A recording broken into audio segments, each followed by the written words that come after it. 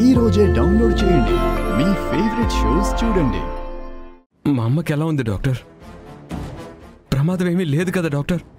మీ అమ్మగారి హార్ట్కి చాలా దగ్గరగా బుల్లెట్ తగిలింది. ఒక రిప్ కూడా డ్యామేజ్ అయింది.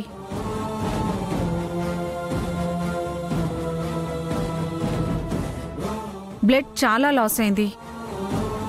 పరిస్థితి అయితే చాలా క్రిటికల్గానే ఉంది.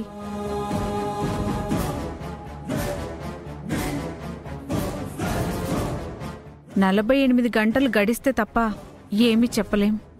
డాక్టర్ అయ్యో ప్లీజ్ డాక్టర్, మా ప్రయత్నం మేము చేస్తున్నాం. ప్లీజ్.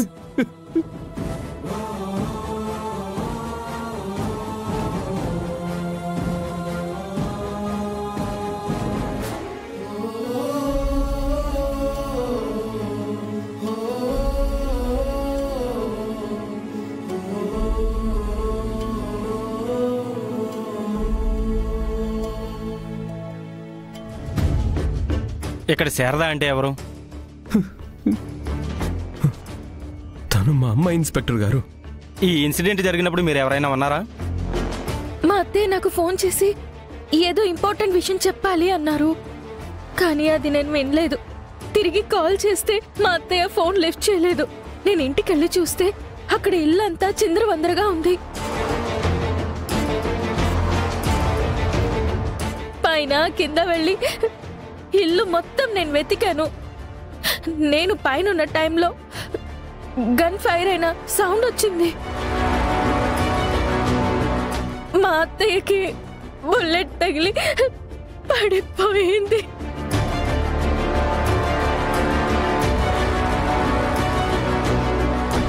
చూద్దాం అనుకున్నా.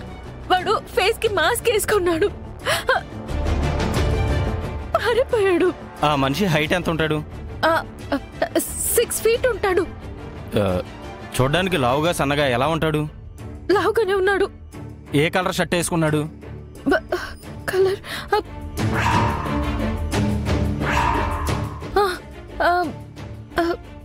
ఏదో బ్రౌనిష్ వేసుకున్నాడు. మీకు ఎవరి మీద అనుమానం ఉందా? శరత్ చంద్ర, శరత్ చంద్ర, శరత్ చంద్ర.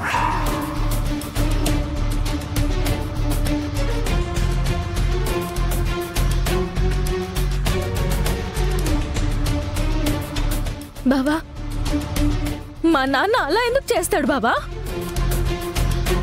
ఎందుకంటే మీ నాన్నకి మా మీద పగ, కక్ష.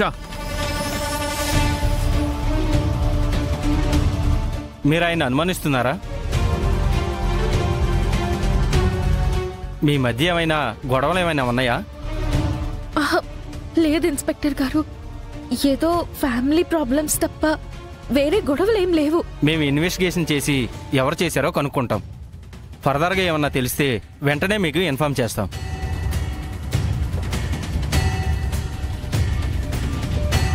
మీరు స్టేషన్కి రావాల్సి ఉంటుంది. అలాగే సార్. కమాన్.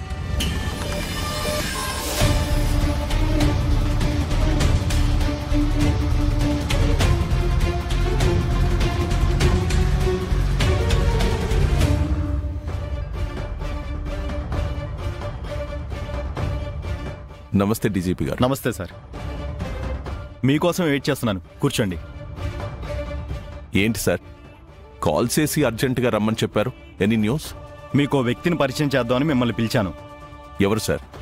ఇప్పటి వరకు సాల్వ్ కాని ప్రతి కేసుని విజయవంతంగా సాల్వ్ చేశాడు.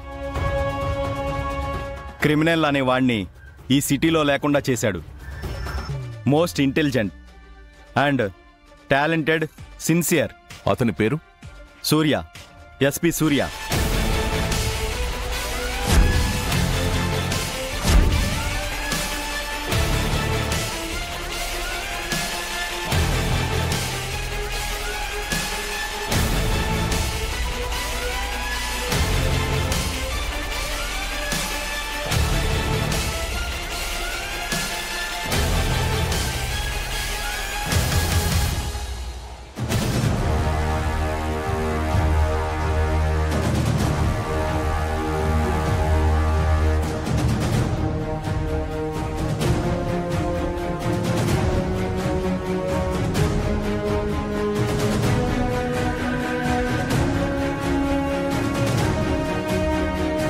ఇప్పుడు ఎక్కడున్నాడు? అదిగో వచ్చారు. Sir.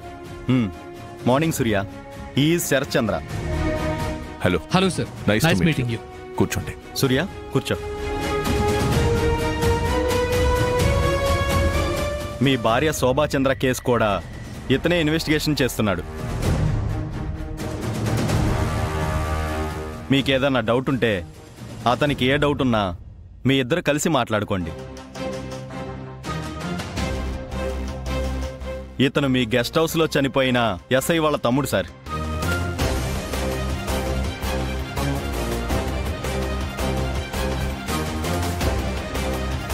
I'm sorry Surya. Me brother లేని లోటు ఎవరూ తీర్చలేరు. మీ బ్రదర్ నా భార్యను చంపింది ఎవరో కనుక్కొని చెప్తా అన్నాడు. గెస్ట్ హౌస్కి వెళ్లేలోపే పాపం ఆయన చనిపోయారు.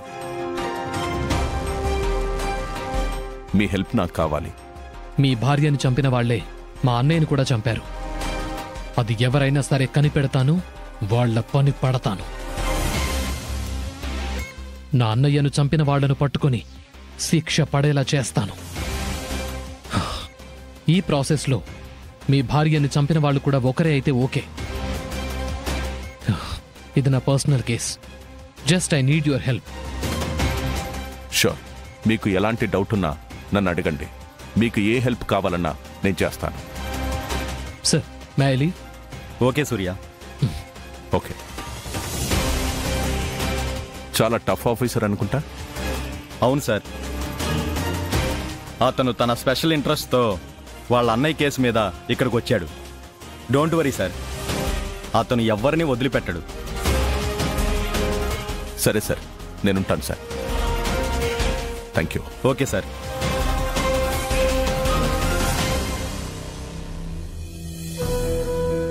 నీకు నీ కొడుకు సంగతి తెలుసు కదా. వాడు నీ మీద కోపంతో ఏవో 2 మాటలన్నాడు. వాటిని పట్టించుకుంటే ఎలారా? అమ్మా, గగన్కి నా మీద కోపం ఉండుంటే ఏదో ఒకరోజు తగ్గుతుందనే నమ్మకం ఉండేది. కానీ వాడికి నేనంటే ద్వేషం, అసహ్యం. నీకు తెలుసా అమ్మా, నన్ను వాడు చూసి ఎలా ఉండకూడదో నేర్చుకున్నాడు. వాడి దృష్టిలో నేను చేతకాని తండ్రిని, బాధ్యత లేని తండ్రిని, నా స్వార్థం కోసం భార్య బిడ్డల్ని వదిలేసిన దుర్మార్గుణ్ణి. పరిస్థితులు మిమ్మల్ని దూరం చేసినా మీ మధ్య ఉన్న బంధమే మిమ్మల్ని కలుపుతుందిరా.